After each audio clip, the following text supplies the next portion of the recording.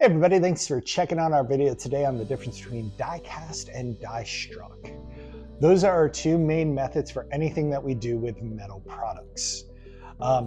There are several determining factors which we'll choose based on three main things. One, it's going to be the complexity of the design. The more complex the design, the higher likelihood it will be die cast. Two, the shape of the design. If it's a more normal, quote unquote normal shape, circle, square, rectangle, what have you, that can be die cast or die struck.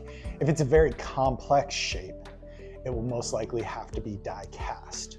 And the third thing that determines it will be size. Anything above 2 inches tends to be die cast because it's much easier to do a mold for a larger product than it is a die. To get into the main difference between the processes itself. With die cast, we make a mold.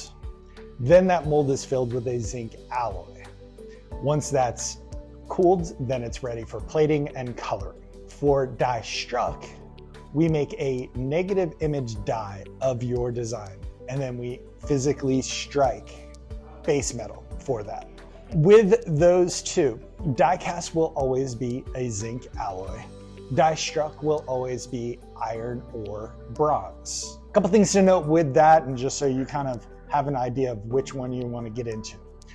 One, if you want to do like a magnetic lapel pin, typically that will have to be die struck iron because iron is the only base metal that we use that is magnetic.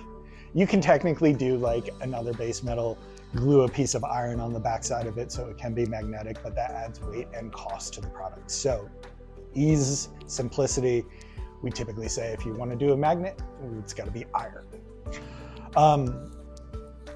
That kind of goes over the base design, the base concept of the difference between die cast and die struck. From a finished product, there's very little difference. They'll both be plated with whatever plating you want to do. They can have enamel coloring if you want the enamel coloring. It more has to do with the actual design that you want to do and what process works best for that design. We hope that helps explain the difference between the two, but if you do have any questions, we'll be more than happy to send you some examples of die cast and die struck products. Thank you so much. Have a wonderful day, and we hope to hear from you soon.